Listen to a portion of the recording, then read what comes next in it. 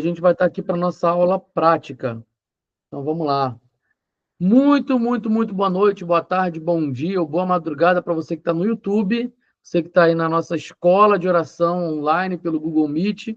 Nós estamos estudando o livro, né, Tipos de Oração, da Valnice Milhomens, e nós estamos na reta final, nós já estamos no capítulo 11. Esse livro tem 12 a 13 capítulos. O capítulo 13 é um apêndice, e é bem interessante o tema, né? Obstáculos à oração respondida. Então, a gente vai ter que ter uma aula só para ele, porque é bastante conteúdo, é interessante para as dúvidas que a gente tem. Por que às vezes eu oro e não sinto que eu estou orando? Parece que a minha oração não está sendo respondida. Será que Deus não está me ouvindo? Então, quando chegar ao capítulo 13, a gente vai avisar. Hoje nós vamos para o capítulo 11. É um capítulo curto, mas a gente nunca sabe, né? Que pode ser um assunto que pode tomar, mesmo sendo curto no livro, pode ser um assunto que pode tomar bastante tempo aqui na aula, e aí talvez a gente vai ter que deixar o capítulo 12 para um outro momento. Então vamos orar para falar com Deus e iniciar a nossa escola de oração. Pai, muito obrigado pela tua bondade. Obrigado pelo teu poder que se manifesta entre nós. Só da gente ter a presença do Espírito Santo dentro de nós é manifestação do poder de Deus, é manifestação da vida de Deus em nós, porque, como na sua palavra diz, lá em Efésios, nós estávamos mortos em nossos delitos e pecados, nas nossas transgressões, mas o Senhor nos deu vida juntamente com o Senhor, e agora o Espírito Santo habita dentro de nós, trazendo vida ao nosso espírito, por isso nós podemos adorar, por isso nós podemos orar, por isso nós podemos nos comunicar com o Senhor. Nós te agradecemos e te louvamos, ó Pai, que o Senhor venha nos guiar nessa aula, que o Senhor possa usar a minha vida, que o Senhor possa trabalhar no meu coração, para que eu seja um instrumento de bênção na vida das pessoas que vão estar participando dessa aula. Em nome de Jesus, amém e amém. Bom, gente, essa aula de hoje, ela vai falar sobre recursos de oração. Nós aprendemos sobre tipos de oração. Então, oração de gratidão, oração de adoração, oração de louvor, oração de entrega, oração de consagração, oração de petição, entre tantas outras coisas, intercessão. Então, nós aprendemos muito sobre os tipos de oração. E a palavra de Deus, lá em Efésios capítulo 6, diz o seguinte, que nós devemos orar o tempo todo no Espírito, com todo tipo de oração e súplica. Então, se você acha que é uma bobeira isso, ter oração disso, oração daquilo outro, isso não é bobeira. A própria palavra de Deus, a gente vê relatos de oração de confissão de pecados, oração que é só de louvor, oração que é só de gratidão, e em Efésios vai dizer que nós temos que orar ao Senhor no Espírito, com todo tipo de oração e súplica. E nós aprendemos também aqui como a gente pode, né, apresentar a nossa oração, as formas de oração, oração privada e a oração no coletivo, e uma oração também a uma só voz, todos reunidos num salão de culto. A oração coletiva pode ser feita fora ali dos limites geográficos. Eu posso estar aqui em Santa Teresa, talvez você pode estar em outra cidade, em outro bairro, e não deixa de ser uma oração coletiva. Mas dentro da oração coletiva, nós temos a oração a uma só voz. E nós vemos que isso é possível também de acontecer, e sabemos que quando a oração é em conjunto, quando a oração é coletiva, nós temos a autoridade que o Senhor nos dá para ligar e desligar coisas no céu e na terra. Então, nós aprendemos aí o princípio de ligar e desligar na aula passada, e no próximo capítulo, que é o capítulo 12, ela também vai falar um pouco, a autora vai falar um pouco também sobre a questão do ligar e desligar, do poder dessa autoridade que é na oração coletiva. Aquilo que nós, como igreja, dois ou três reunidos, né, estiverem concordando, vai poder ser ligado ou desligado. Nós já aprendemos esse recurso. Se você perdeu essa aula, vai lá no nosso canal do YouTube, procura pela aula passada, tem as datas também ali no título do vídeo, e você vai poder acompanhar essa aula lá. Bom, recursos de oração. Nós precisamos de auxílio, né, para orar. Porque a nossa carne, a nossa alma, ela não quer orar, gente. Então, nós já entendemos que carne é a junção do corpo e da alma. Nós aprendemos que a carne é a junção do corpo e da alma. A alma é a sede das nossas emoções, a alma é a sede das nossas paixões, a alma é onde fica ali o nosso intelecto. Então, nem sempre a nossa alma vai querer orar. Talvez você já acordou alegre, já acordou um dia alegre, assim, de verdade, assim, você acordou bem, você acordou relax, e ali naquele momento você às vezes tem até vontade de orar. Senhor, obrigado, olha só que dia lindo, maravilhoso, tal, tal, tal. Mas nem sempre nós acordamos assim. Às vezes nós acordamos irritados, nós acordamos estressados, ou nós estamos passando por momentos difíceis. E aí, quando uma pessoa fala, você tem que adorar, você tem que orar, parece até que dá raiva às vezes, não é? É a nossa alma que fica com raiva. A nossa alma não quer orar em alguns momentos. E até quando está tudo bem também. Ela fica tão distraída com as coisas da terra, com o bem material, com as coisas que nós podemos adquirir, que a nossa alma também nem vai ver tempo para a oração. Por isso que a palavra de Deus, ela fala que nós somos corpo, alma e espírito. E Romanos capítulo 8 vai dizer que o Espírito de Deus testemunha com o nosso espírito de que somos filhos de Deus. Ou seja, a nossa comunicação com Deus acontece via espírito. Por isso que lá em João capítulo 4 vai dizer que nós devemos adorar em espírito e em verdade. Então nós temos aí uma comunicação. Então quem é que nos ensina a ter o caráter de Cristo? O Espírito Santo, comunicando com o nosso espírito e nos ensinando como devemos nos portar para sermos parecidos com Jesus. Como nós vamos entender e compreender a palavra de Deus? Mediante a comunicação do Espírito Santo com o nosso espírito. Então, aquilo que a gente vai guardando, aquilo que a gente vai armazenando, fica armazenado na alma, porque a alma ela tem que acolher mesmo o nosso intelecto, as nossas emoções. Então, a alma ela tem que ser usada para o espírito. A alma tem que ser usada para ser serva do espírito. O problema das pessoas que não conhecem a Cristo é que elas são dominadas pela sua alma. Então, a alma é a chefona do corpo. Mas isso não deveria acontecer. A alma, ela precisa ser serva do espírito.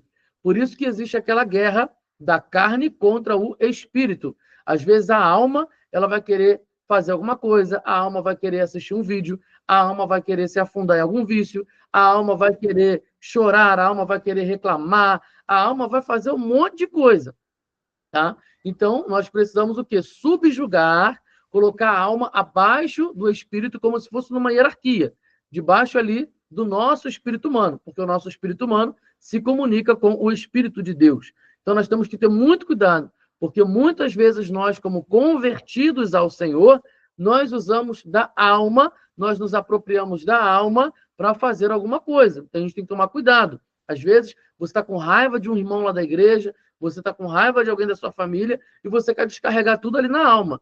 E aí você vai acabar falando coisa que você não devia, você vai acabar fazendo coisa que não deveria, e depois você vai estar chorando com aquele sentimento de culpa, porque você vai ficar ou com remorso ou arrependido pelo que você fez. Então é melhor não usar, não trazer isso para a sua história. Né? Então, para você eliminar isso, então abafe a voz da sua alma, abaixe a voz do seu coração enganoso. Muitas vezes na palavra de Deus, alma e coração estarão sendo comparados como sinônimos. Então a alma é enganosa, o coração é enganoso. Lá em Jeremias 17 vai falar sobre isso, que o nosso coração é enganoso. Quem vai poder curar? Quem vai entender esse coração? Então, só o Senhor é que tem o poder de sondar os corações. Às vezes você não tem nem noção do que a sua alma é capaz de fazer. Você não tem noção do que a sua alma é capaz de fazer com que você execute alguns comportamentos e hábitos para a destruição de vidas, inclusive a sua própria vida. Então, a gente precisa urgentemente trabalhar para que a nossa alma seja abafada e ouvir o Espírito Santo de Deus. Então, quais são os recursos que eu preciso usar na oração? Orando a palavra. Como assim, pastor?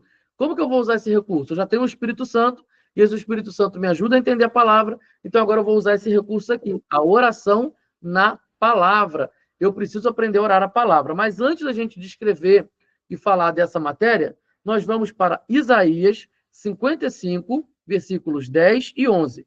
Diz assim a palavra do Senhor: porque assim como descem a chuva e a neve dos céus, e para lá não tornam, sem que primeiro reguem a terra e a fecundem, e a façam brotar, para dar semente ao semeador e pão ao que come, assim será a palavra que sair da minha boca. Não voltará para mim vazia, mas fará o que me apraz e prosperará naquilo para que a designei. Deus envia a palavra dele. Deus envia essa palavra e ela não retorna para o Senhor vazia, sem antes ter cumprido o propósito pelo qual o Senhor enviou a palavra. O Senhor enviou a palavra lá em Gênesis 3,15. Nós chamamos isso de proto-evangelho. Era o início do evangelho. Então, nós temos ali em Gênesis 3,15, quando Deus está falando, né, da consequência do pecado de Adão e Eva, ele também traz consequências para a serpente. E diz o seguinte, olha, que o descendente da mulher pisaria a cabeça da serpente. Então, quem é esse descendente? É Jesus Cristo. Ele é o descendente da mulher. Então, nós chamamos isso de proto-evangelho. É o início do evangelho, ou seja, já era o anúncio da boa nova, porque evangelho significa boa notícia. Então, o Senhor Deus, o Pai, o Criador, já estava ali dando uma boa notícia, ou seja, falando do evangelho, da boa notícia do reino de Deus, que viria o Senhor Jesus Cristo, que era o descendente da mulher, para sarar a terra, para curar essa doença que é o pecado, e aí Jesus veio para ser o remédio, para ser o curador desse mal. Nós temos também essa palavra que foi Deus enviou essa palavra, e ela encontrou lugar aqui na terra. Nós temos ali também Moisés, quando fala com o povo, olha, vai vir um príncipe parecido conosco que vai anunciar muitas coisas, que vai ensinar muitas coisas, e nós precisamos ouvi-lo. Moisés está falando de Jesus.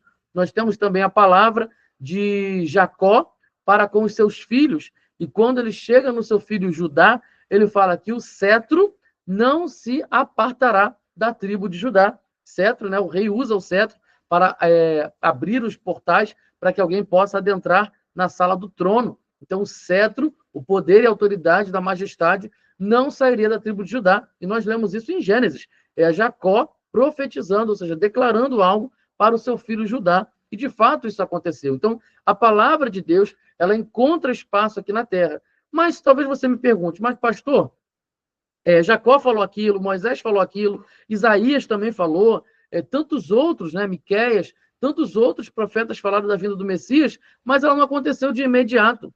Então, o que essa palavra produziu? Ela produziu fé.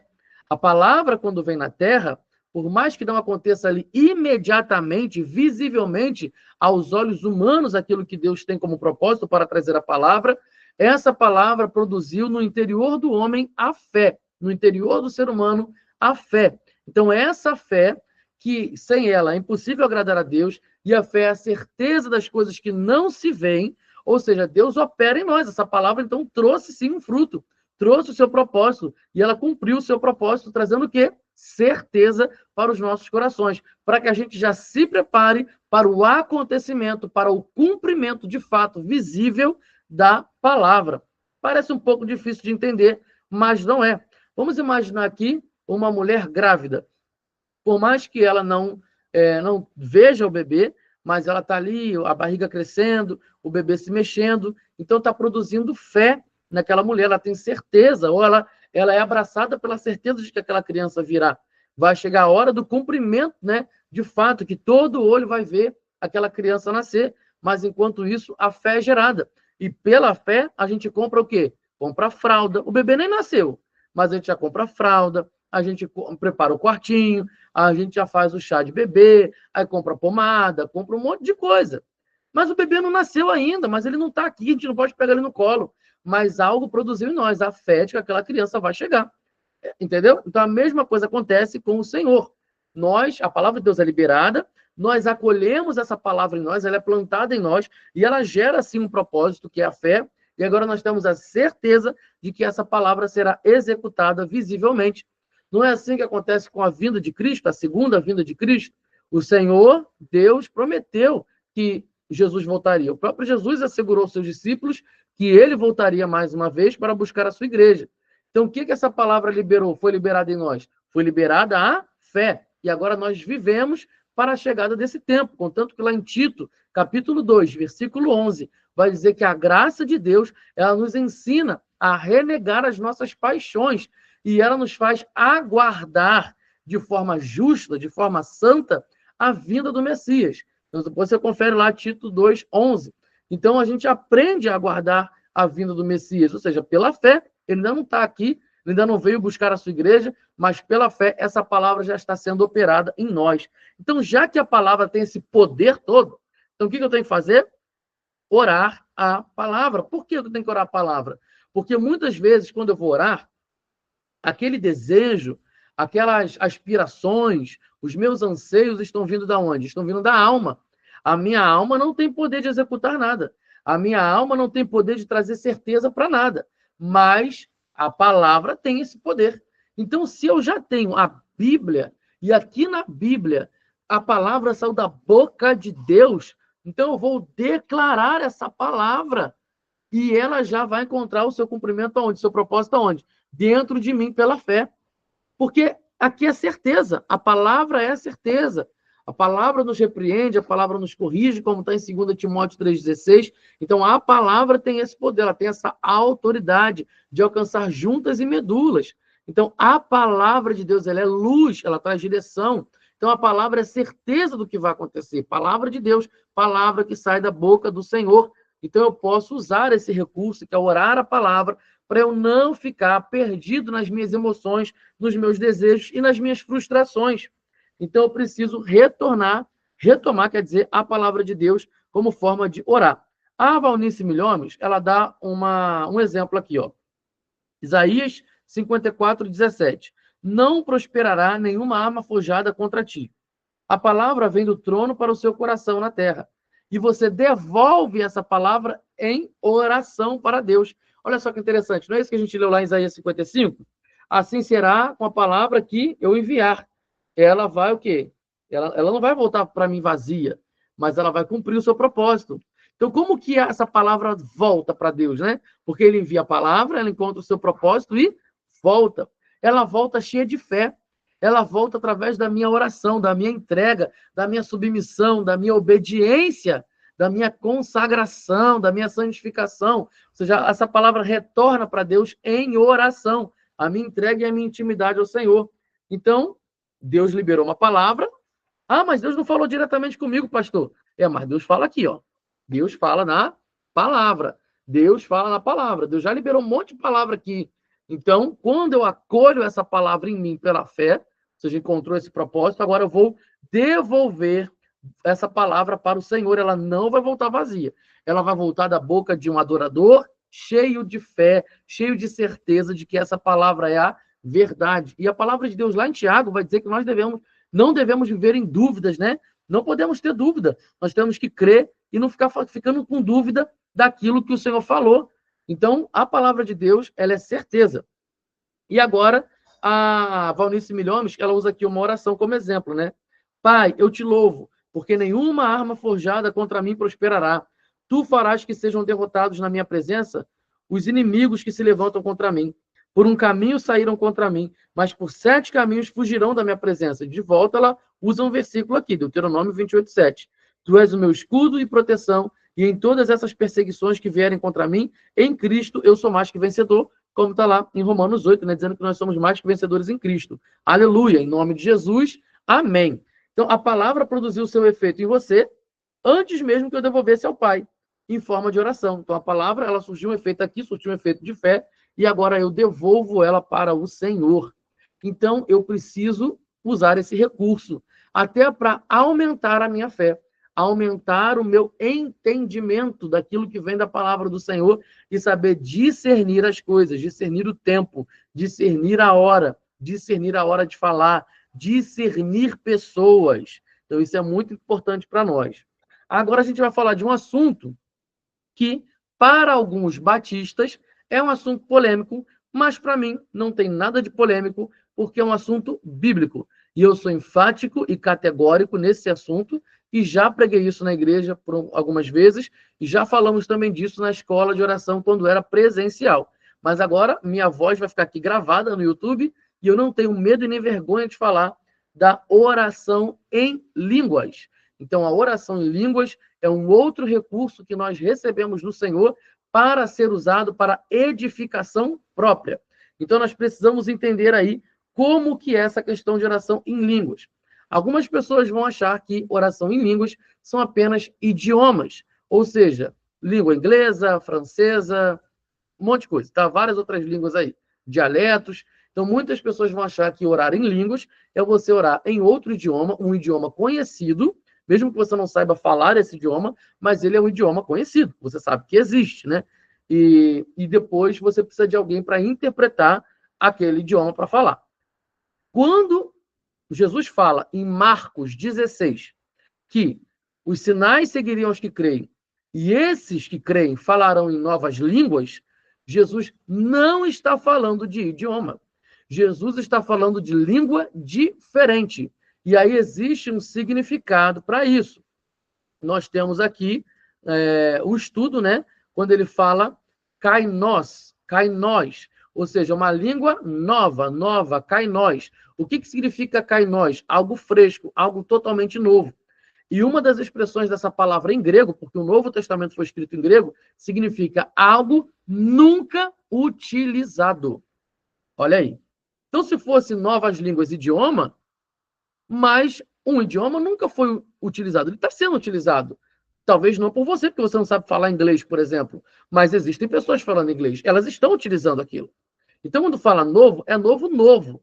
É novo que não existe. É algo não utilizado. E aí, quando a gente vai entender um pouco a palavra, nós vamos para 1 Coríntios, capítulo 14, e o apóstolo Paulo vai explicar melhor sobre essa questão das línguas, para a gente poder entender, né? 1 Coríntios 14, e ele vai dizer o seguinte, deixa eu ir lá, ó. Assim também, no 1 Coríntios 14, versículo 9. Assim também vocês, se com a língua não disserem a palavra compreensível, como se entenderá o que é dito? Porque vocês estarão falando ao vento.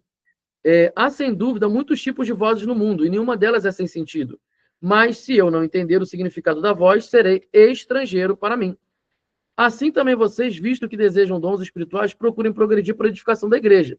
Por que ele está falando isso? Ele está falando de ordem no culto. Muita gente queria falar em língua, mas queria pegar lá, vamos imaginar para os dias de hoje, né? Pegar o microfone lá para frente e começar a falar em língua.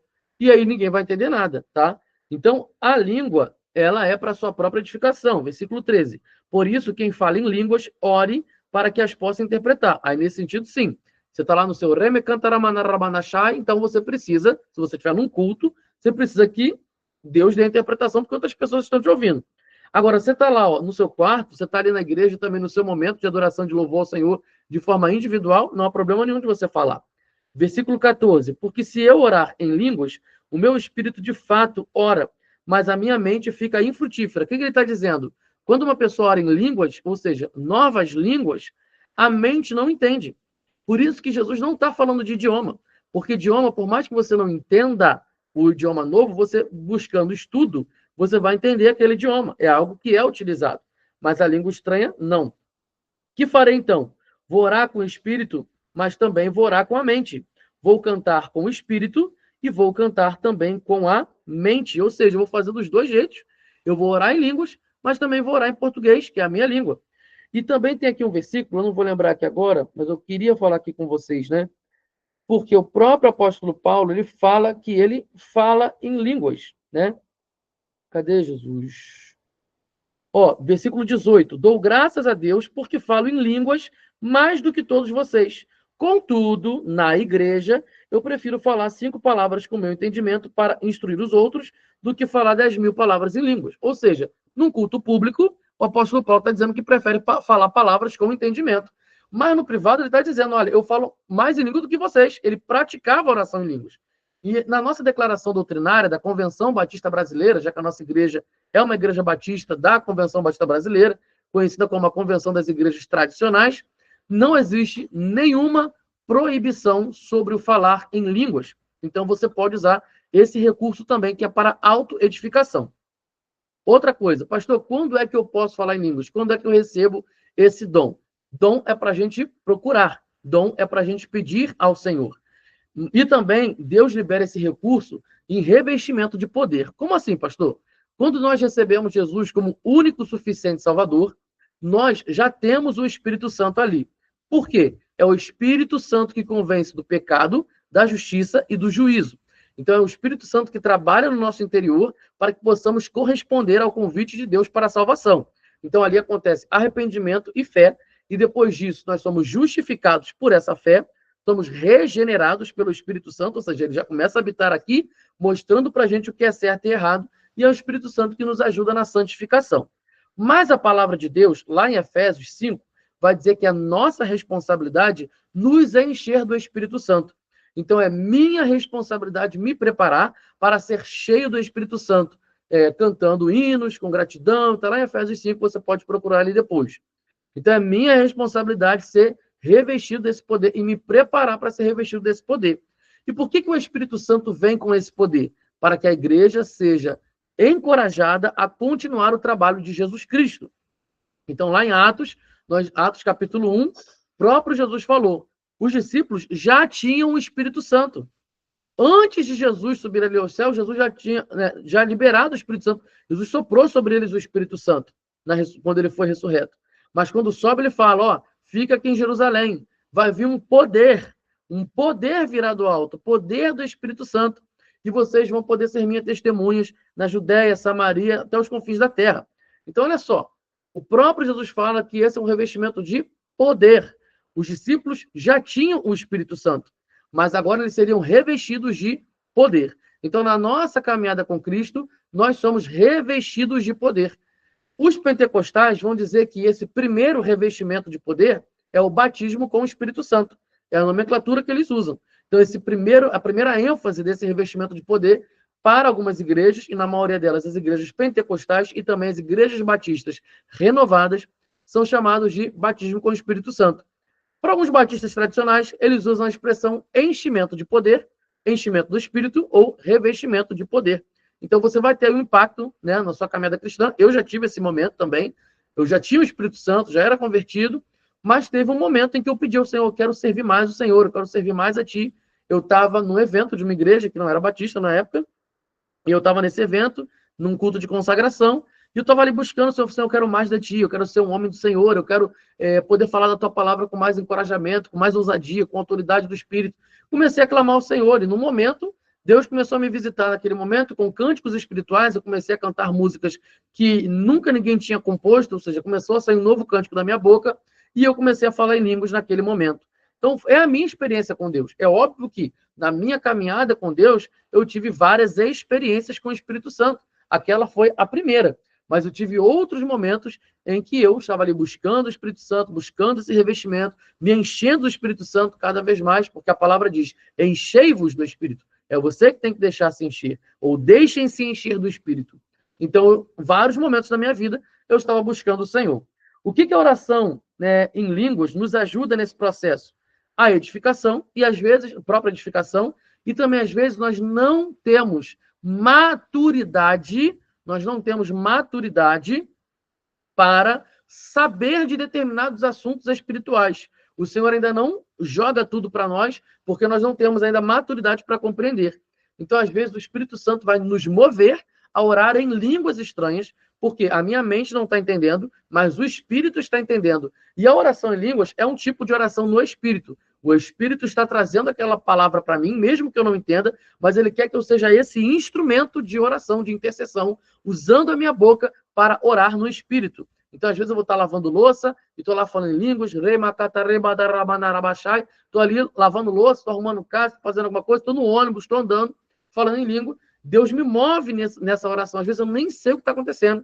E aqui o legal é que a Valnice Milhomes, ela fala de um exemplo que ela estava vivendo. Ela estava num lugar chamado Suazilândia, que é um pequeno reinado ali dentro do continente africano, e ela foi tomada pelo Espírito Santo para orar em línguas. Ela estava se sentindo mal, sentindo um peso, e ela não estava entendendo, e o Espírito Santo falou, ora em línguas agora. E ela orando em línguas, começou a orar em línguas, e aí ela começou a entender, e Deus sempre visitava ela no meio dessa oração, levando ela para a palavra de Deus, e só vinha versículo falando sobre prisão. E ela fala em línguas, e aí, toda hora vinha a palavra prisão, prisão, prisão na mente dela, e ela abria a palavra, o Espírito Santo conduzia ela naquele momento, ela orando em língua com a boca, mexendo a palavra, e ela só vinha versículo falando sobre prisão, sobre aprisionamento. E ela começou a ficar preocupada, angustiada, será que alguém está sendo preso? Será que eu vou ser presa? Porque ela estava ali num período de perseguição religiosa no continente africano, principalmente no país Moçambique, onde ela já foi missionária, e aí ela teve que sair de lá. Então ela ficou preocupada. E aí, depois de um certo tempo, ela ficou sabendo que uma amiga dela, também missionária, tinha sido presa na porta de uma igreja em Moçambique. E aí elas começaram a conversar, e foi no mesmo momento e no mesmo dia em que Deus tomou a Valnice Milhomes para orar em línguas. Talvez se Deus falasse, Valnice, ora pela sua amiga que ela está sendo presa. O que ia acontecer com a Valnice ali agora? Dependendo da situação ou da maturidade dela, ela ia começar a orar com a alma. Senhor, livra minha amiga! E ia aumentar o desespero da alma. Mas Deus não mostrou de forma clara. Pediu para que ela orasse em línguas, até para ela se manter no foco, no propósito, porque depois ela ia ficar ansiosa, ia ficar preocupada, e isso atrapalha também o nosso momento de oração. Então, eu acho interessante a oração em línguas por isso. Mas, quando a gente vai lá para Efésios capítulo 6, e diz que nós devemos orar no Espírito o tempo todo, ali não está falando só de línguas. Por quê? O que é orar no Espírito? E eu falei isso hoje, eu nem sabia que ia ser essa lição aqui na escola de oração, mas no devocional de hoje, nós falamos sobre oração no Espírito. Nós usamos esse texto de Efésios 6, de 10 a 18. E a oração no Espírito, ela significa, ou seja, você ser conduzido pelo Espírito para fazer uma oração. Porque às vezes nós somos conduzidos pela alma. Ah, Senhor, não aguento mais essa situação. Ah, Senhor, dá um chega para lá nessa pessoa. E às vezes Deus não vai dar um chega para lá nessa pessoa, não. Deus está usando essa pessoa para forjar o teu caráter, para você refletir a santidade do Senhor. Então, tem hora que a gente vai ficar orando com a alma. Ah, Senhor, eu quero isso, eu quero aquilo, não sei o quê. Mas o Senhor está nos ensinando a orar no Espírito, ou seja, orações movidas no Espírito, mesmo que eu não tenha vontade de orar sobre aquele assunto. Então, gente, nós temos esses dois recursos que nós precisamos usar, que é a oração na palavra, oração à palavra, e a oração no Espírito, que você pode ser conduzido pelo Espírito e continuar orando em português, ou você pode ser conduzido pelo Espírito e continuar orando em línguas estranhas. E aí você pode perguntar, mas quando é que eu tenho que orar em língua estranha? Quando eu ficar arrepiado? Quando tiver um louvor na igreja? Quando tiver um culto? E aí eu sentir um arrepio e orar? Não.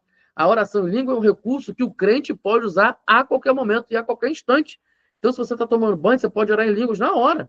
Você está ali trabalhando no computador, está fazendo alguma coisa que não vai tirar sua atenção, você pode orar em línguas ali agora, naquele momento. Você está no mercado, você pode fazer compras orando em línguas. Então, nada disso pode interromper a sua ligação com o Espírito. E, às vezes, o Senhor está fazendo você orar por coisas que você nem sabe. Lembrando que oração em línguas nós usamos para autoedificação, edificação própria. Então, são coisas que nós vamos fazer em casa, no nosso quarto, sozinhos, às vezes na rua, você está ali falando baixinho. Eu amava na pandemia que usava máscara, e eu aproveitava para ir para o trabalho com a máscara e ficava falando em língua ali. Ninguém sabia que eu estava com a boca mexendo mesmo, e eu estava ali orando. Agora, você está num culto, eu, por exemplo, como pastor, estou pregando a palavra com um microfone. Não é legal, não é ético e não é aconselhável, pela palavra de Deus, eu usar, né, ali a minha fala na pregação e, ao mesmo tempo, pegar o microfone e começar a falar um monte de língua estranha. Sendo que língua estranha foi usada para edificação própria, não para edificação de todos. Para que a oração em línguas seja edificação de todos, de todas as pessoas, tem que ter um intérprete, tem que ter alguém para estar ali junto e interpretar. Então, é só a gente seguir a palavra de Deus. Vai fazer edificação própria no seu quarto, no seu lugar íntimo, no seu lugar de oração, ou está na rua sozinho, ou até na igreja mesmo, você está no seu momento de louvor, o ministério de louvor está lá tocando, e você está ali no seu lugar, na sua cadeira, ou está em pé, está adorando ao Senhor ali com palavras, você pode também falar em línguas ali, você está sendo edificado. Às vezes, quando acontece disso, de eu estar ali no louvor, estar ministrando, e sentir vontade de falar em línguas, eu tiro o microfone, porque não é legal, ninguém vai entender o que eu estou falando, só eu vou entender, quer dizer, às vezes nem a nossa mente entende, só o Espírito Santo entende, então eu tiro o microfone da boca e eu deixo que Deus use a minha boca ali para uma oração em línguas, porque Deus está me edificando naquele momento. Então essa é a forma sábia de fazer e estamos seguindo aí a orientação bíblica. Daniel, será que também Deus pode usar a oração em línguas para falar em idiomas? Sim.